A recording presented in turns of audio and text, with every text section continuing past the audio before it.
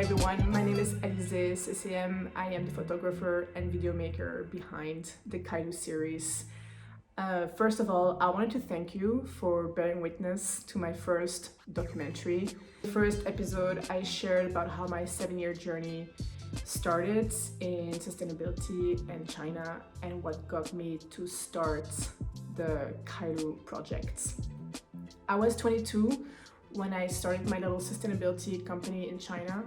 So I really wanted to change how we talk about sustainability. Like, the whole industry got such bad rap because it was just always so negative. It's such a loaded term. There's always this like doom scenario hanging over our heads. And I remember vividly that I was adamant that we do things differently with Zero Waste Shanghai. I wanted to bring people good news. I want to bring people hope and solutions and not always talk about the damn problems. So yeah, the stories we told had to be inspiring, authentic, human-focused, cool, diverse, all the good words. And yeah, I think we did achieve that up to a certain extent, but my business was not centered on the stories of others, and I think it kind of had to. As for many, 2020 was such a turning point. I remember trying so hard that year to save our little business because there was and there still is such a need for the type of content that we provided and the type of services, but just nothing budged. And by the end of the year, I was crying on my bathroom floor, broke, and honestly just praying to God for a direction and for some solution, yeah, but definitely a direction or for change. And this question came to me. It was, what is the one thing that you really want to do? I was transported back to my childhood where all I wanted to do was to be on the road to a long distance destination, to learn about life, learn about people, different cultures, different ways of living. I just wanted to be outside. I just wanted to be outside on the road. And so I started to move towards that dream. And I kid you not, so much changed for me. Like in December 2020, I didn't know how I was going to pay rent. But by January 2021, like revenue streams, like different projects started to flow in, not even related to my business, but to other revenue streams. And that entire year, the entire KAILU project, plus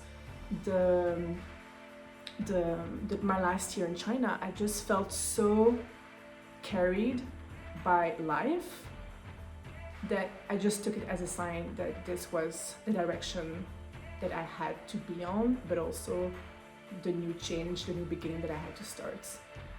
The journey, the KAILU journey, was not what I expected. It definitely became something better. I think from an ego perspective, I wanted to really show off what we knew and how sustainability is really outside of the city of Shanghai. And I was gonna go and give this dry information, very fact focused, but it became a personal journey. And with every encounter that I had, whether it was with a change maker or not, the message was always the same. It's about the person in front of you. It's about their dreams, their vision. It's about all that good stuff. So the KAILU journey was about that. It was about showing others and shining a light on the people that I find so inspiring, so cool.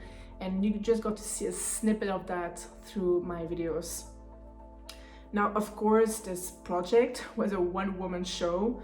There are many things that I would do differently, but I am just very proud of picking up a camera again and doing video for the first time and doing this documentary and just really pushing through, writing the entire journey down into a book, and then now here doing my documentary series. I'm just very proud of the journey, and I'm so thankful that you're here, that you're watching this. And yeah, I would do it again in a heartbeat if I could. So yeah, in December 2021, I was on the precipice of leaving China when my good friend Catherine asked me, how long did you stay in China? And I answered 7 years. And she almost whispered, wow, it's a full cycle. And so there are many theories about the 7-year cycle, both in psychology and biology. But it had me thinking, like, as I'm closing this chapter, as I'm closing the 7 years in China, what had I learned this last 7 years? What were the challenges? What were the rewards? What am I bringing with me? What am I leaving behind? And I still love asking that question, especially on December 31st. Like, as I left China, I let go of the version of myself of my tumultuous 20s, the chaos, the uncertainty of who I was, the belief that I had to prove something to others, and all the layers of myself that just don't serve my growth anymore. It's fair to say that I brought more with me than I'll leave behind. I owe China my self-confidence and the knowledge that I can do anything that I want. It's just a matter of the intention and applying myself to it.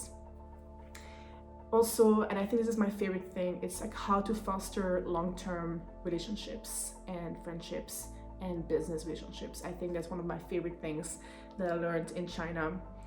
I think through my hardships and the risks that I've taken and the downfalls, I taught myself discipline, perseverance, patience, and most importantly, grace. I think grace is so difficult to have for ourselves because it requires compassion and love for a version of yourself that you don't really love all the time, especially like when you're in a place or a season in your life where you don't find yourself very lovable. Having grace for yourself in these moments is just so powerful. And yeah, because you can't always live to the expectations of those you love, and honestly you shouldn't, or those you admire, or even those that you fear.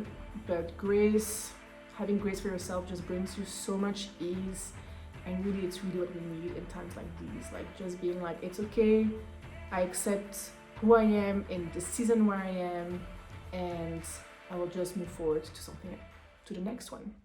And while a part of me will always live in the mountains of Sichuan, roam the streets of Shanghai, and drive on the country roads of Yunnan, it's just time to blaze new paths elsewhere. And I hope you'll join me. And yeah, I hope you'll join me. So, KAILU, let's go.